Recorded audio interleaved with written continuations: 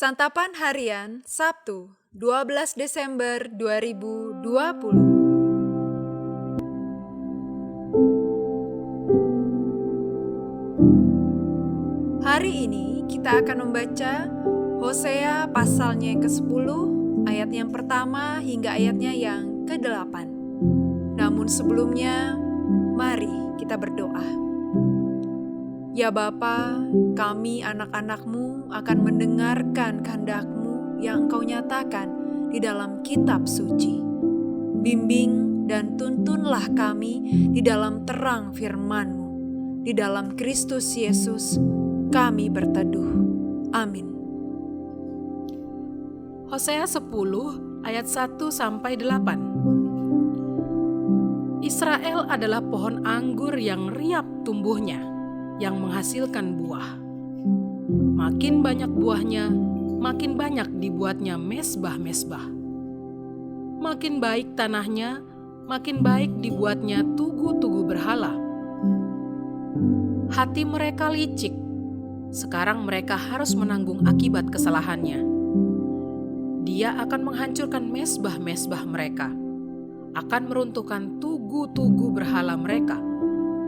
Sungguh, sekarang mereka berkata, "Kita tidak mempunyai raja lagi, sebab kita tidak takut kepada Tuhan. Apakah yang dapat dilakukan raja bagi kita?" Mereka membual, mengangkat sumpah dusta, mengikat perjanjian, sehingga tumbuh hukum seperti pohon upas di alur-alur ladang. Penduduk Samaria gentar mengenai anak lembu Bet Awen. Sungguh, rakyatnya akan berkabung oleh karenanya, dan imam-imamnya akan meratap oleh karenanya, oleh sebab kemuliaannya telah beralih daripadanya. Anak lembu itu sendiri akan dibawa ke Asyur sebagai persembahan kepada Raja Agung. Efraim akan menanggung malu. Israel akan mendapat malu karena rancangannya. Samaria akan dihancurkan. Rajanya seperti sepotong ranting yang terapung di air. Bukit-bukit pengorbanan Awen, yakni dosa Israel, akan dimusnahkan. Semak duri dan rumput duri akan tumbuh di atas mesbah-mesbahnya. Dan mereka akan berkata kepada gunung-gunung, "Timbunilah kami," dan kepada bukit-bukit, "Runtuhlah menimpa kami."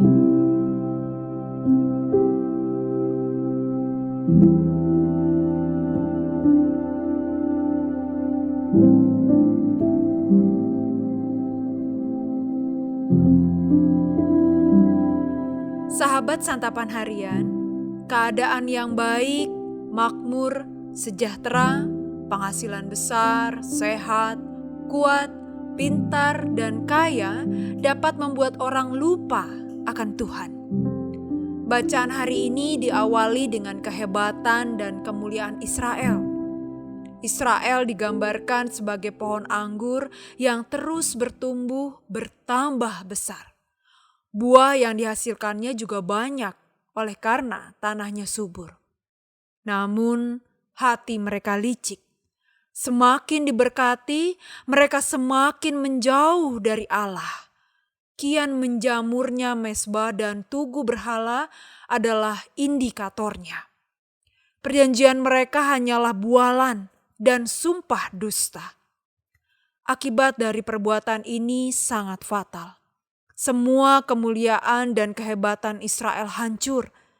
Allah menghancurkan mesbah dan tugu berhala itu. Anak lembu yang mereka pahat akan dibawa ke Asyur. Bukit-bukit pengorbanan Awen, yaitu dosa mereka, akan dimusnahkan. Artinya, tidak akan ada lagi penyembahan berhala. Tidak hanya itu, raja dan kerajaan juga akan dihancurkan. Raja benar-benar tidak berdaya, seperti sepotong ranting yang terapung di air. Mereka baru menyadari ketidakberdayaan strategi politik mereka, tetapi itu sudah terlambat. Mereka semua akan dibuang ke Asyur. Semua kebanggaan dan kemuliaan Israel hancur karena dosa mereka. Mana yang benar? Dosa menghancurkan kemuliaan atau kemuliaan yang dibangun atas dosa akan dihancurkan? Keduanya benar. Sejarah manusia telah membuktikan hal itu. Misalnya, peristiwa Menara Babel. Manusia mencari ketenaran dan kemuliaan agar menjadi sama dengan Allah. Sebagai akibatnya, Allah memorak-porandakan rencana mereka. Sejarah Israel menunjukkan bahwa semua kebanggaan dan kemuliaan mereka, tanah, stabilitas politik, dan ibadah hancur karena kebebalan. Dosa menghancurkan semua kemuliaan. Semua kemuliaan yang dibangun dari dosa juga akan bernasib sama. Keduanya bukanlah pilihan bagi kita.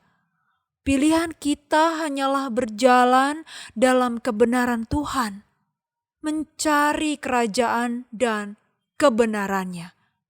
Hal lainnya Allah tambahkan menurut kehendak-Nya. Mari kita berdoa. Kami akan senantiasa berjalan dalam kebenaran-Mu ya Allah, dan kami akan taat melakukan kehendak-Mu. Inilah komitmen kami. Di dalam anugerah kasih-Mu Kristus, kami berserah. Amin.